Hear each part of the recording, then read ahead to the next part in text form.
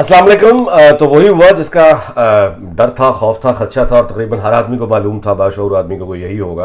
अब सिपाही सहाबा मैदान में आ गई है और उन्होंने कहा है कि अब हम पूरे मुल्क को जाम करेंगे, ये कालादम जो हमें मतलब बनाया हुआ पाबंदी हटाई जाए। अच्छा, अब ये तो यानी ये तारीक़ लब्बैक के मुआहदे के नतीजे में ये अब आपने देखा, ये बिस्मिल्लाह है।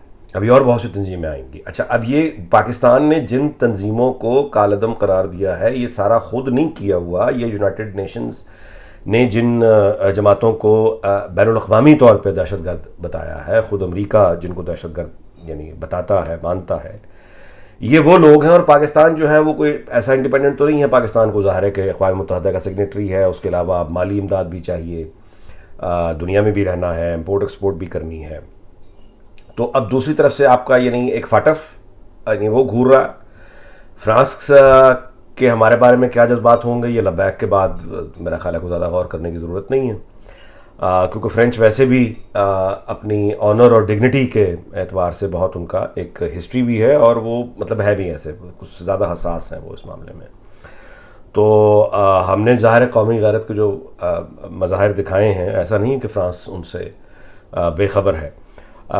तो वो भी आपके सामने। अच्छा, अब ये है कि जब ये मिसाल सेट हो जाती है कि आप ये आपको समझ आ रहा है कि बंदूक के बल पर जब हुकूमतें की जाती हैं, जाली हुकूमतें, बंदूक के बल पर जब आप अवामी मैंडेट को कुचलते हैं, उसको तबाह करते हैं और बंदूक के ही जोर पर हुकूमत बनाते हैं, तो बंदूकें तो फिर दूसरों के पास भी हैं। फिर ये होता है, यानी एक तंजीम आई, उसने पूरे मुल्क को ब्लॉक कर दिया, तो बंदूकें दूसरों के पास भी हैं। अगर रियासत को डराने के लिए 4-6 यानी किलर चाहिए, तो इस तरह के किलर तो हर जमात में हैं, तो वो फिर बंदूक उठा के क्यों नहीं आएंगे। अब एक तरफ से यानी इंतजामिया, अब आप इनकी मुश्किल देखें कैसे ये फंसे हुए हैं।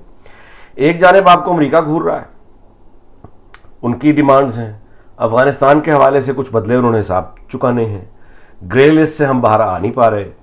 और ये जो तंजीमें जो माजी में इस्तेमाल जिनका किया गया कि इनसे हम अपनी खारजा पॉलिसी की समत जो है ये हमारे हेल्पिंग हैंड होंगे, उसके बाद इन लोगों को इस्तेमाल किया दाखिली पॉलिटिक्स में कि ये यानी मुल्क के अंदर सियासतदानों को उनकी औकात में रखना है, पार्लियामेंट को उनकी औकात में रखना है, मतलब कौम को उनकी औकात में रखना है, उनको खौफ व हरास के लिए, दबाने के लिए ज़ाहिर है इस तरह के लोग।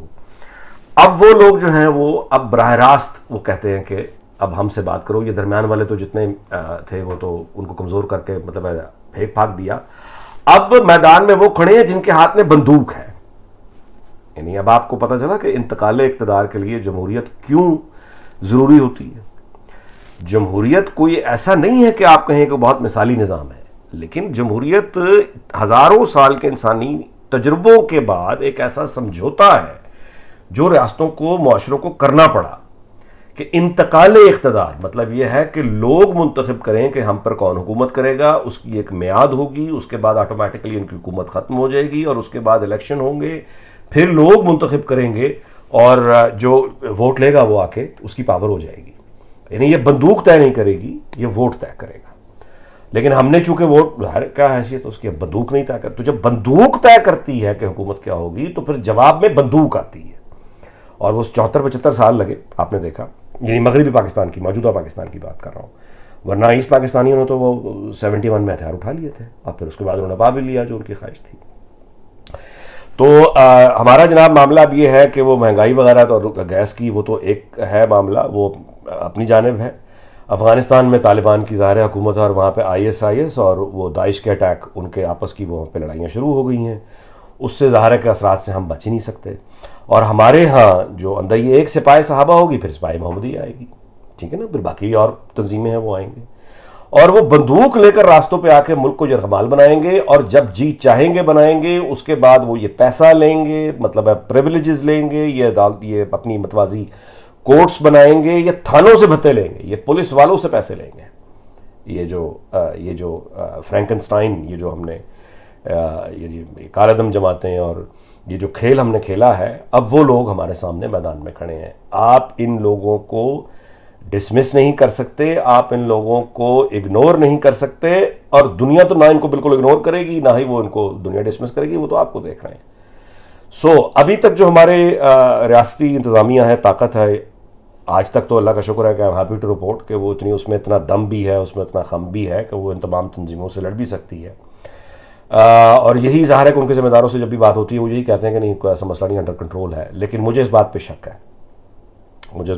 ہے کہ یہ جو سب کچھ انڈر کنٹرول کا ایلوژن ہے، یہ مجھے ایلوژن لگتا ہے. اس کی وجہ یہ ہے کہ ہجوم کی ایک سائیکی ہوتی ہے، مطلب وہ آپ ایسا اور کوئی ڈسپلن فورس نہیں ہوتے سویلین اس طرح کے ہجوم کہ آپ انہیں کہیں کہ آ جائیں تو آ جائیں، اباؤٹ ٹرن کر جائیں. ہجوم اس طرح سے اباؤٹ ٹرن نہیں ہوا کرتے. اور یہ لبیک والوں میں تو بالکل ہی یعنی جو سویلین گورنمنٹ ہے یہ تو ارریلیونٹ ہو گئی. مطلب ہے وہ جنرل صاحب نے آ کے ظاہر ہے وہ ڈیڈی بیڈی اسے جتنا ہے وہ کیا جیسے بھی کیا. تو بھائی دوسروں کے منہ میں پانی کیوں نہیں آئے گا؟ ان کو بھی پیسہ چاہیے، ان کو بھی طاقت چاہیے. اب یہ ایک ایک کر کے تنظیمیں آئیں گی. ادھر سے لال مسجد والے بے چین ہیں، انہیں طالبان اور القاعدہ کا نظام پاکستان میں چاہیے. اور الٹیمیٹلی یہ ساری جو ملیٹنٹ گروپس ہیں، میں آپ سے گزارش کروں کہ طالبان نے جو افغانستان پہ قبضہ کیا اس کے بعد ان کو بھی تو خواب آئیں گے نا. اب یہ آپ ان کو پیسہ دینا شروع کر دیں، آپ ان کو اپیزمنٹ کی پالیسی رکھیں، آپ ان کو یعنی طاقت میں حصہ دے دیں، آپ ان کو الیکشن کی طرف لے آئیں، آپ انہیں کسی بھی طرح سے اکوموڈیٹ کریں. اب ان کو حکومت چاہیے مکمل، یعنی وہ جیسے افغانستان مکمل ملا ہے.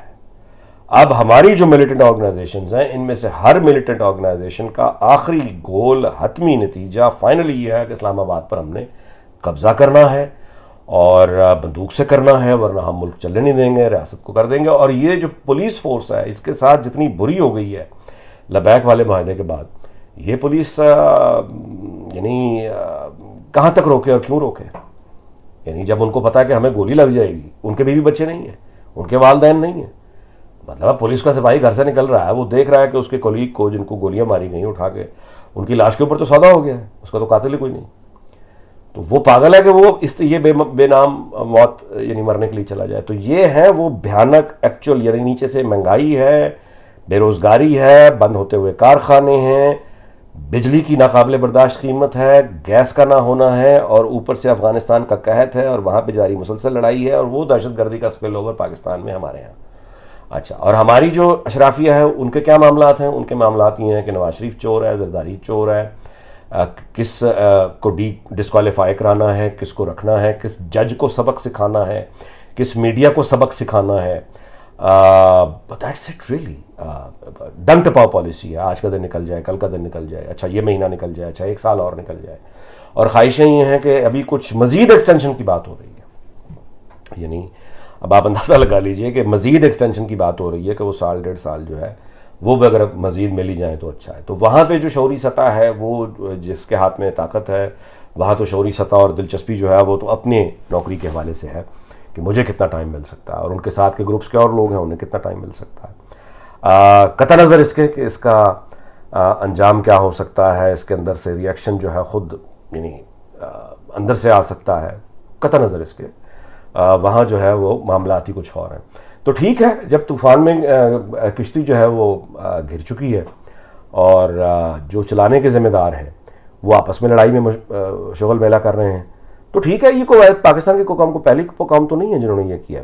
بہت سے ملکوں میں تاریخ بھری پڑی ہے، اس سے بھی بھری پڑی ہے اور اس کے انجام سے بھی بھری پڑی ہے. بیرونی دنیا کا جو سب سے زیادہ میں سمجھتا ہوں کہ کسی کا بھی کنسرن، چین ہو، انڈیا ہو، امریکہ ہو، مڈل ایسٹ ہو، کوئی بھی ہو، ایٹم بم تو کوئی یعنی سب کی بیسیکلی اس پر ہے، وہ ہے کنسرن.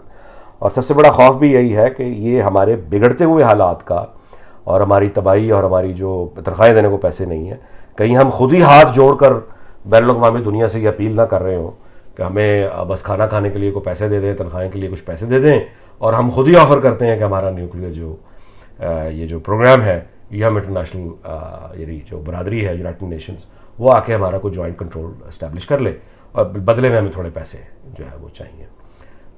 یہی اس طرح کا پھر انجام ہوا کرتا ہے. کوئی اس کا علاج ہے اس تمام صورتحال کا؟ ہے، بالکل ہے. جس میں پہلی بات یہ ہے کہ اس جعلی حکومت کا خاتمہ، ایک فریش مینڈیٹ کے ساتھ حکومت، مضبوط مقامی حکومتیں، یہ صرف لوگ ہیں جو قوم ہے جو دہشت گردی کا مقابلہ کرتی ہے، قوم ہی ہے جو دہشت گرد گروپس کا مقابلہ کر کے اس کو شکست دینے کی طاقت رکھتی ہے. یعنی لیجٹیمیٹ لوگ ہوں جو ایک ولولے کے ساتھ اور کسی کنفیوژن کے بغیر لا انفورسمنٹ ان لوگوں کے ساتھ لڑائی لڑ سکتی ہے. لیکن کیا ایسا ہوگا؟ بالکل نہیں, ایسا بالکل نہیں ہوگا. یہاں ضدیں ہی جیتتی آئی ہیں اور ضدیں ہی جیتیں گی, کیونکہ جن لوگوں کی ضد اور انا کی یہ لڑائی ہے انہوں نے اپنے خون سے اس کی قیمت نہیں دینی. اپنے خون سے قیمت اس کی انہیں نے دینی ہے جو فیض صاحب جن کے بارے میں کہہ گئے ہیں کہ خاک نشین تھے اور خاک میں ان کا خون جو ہے وہ جا کے مل گیا. بس اتنی سی بات ہے. پھر ملاقات ہوگی. اللہ حافظ.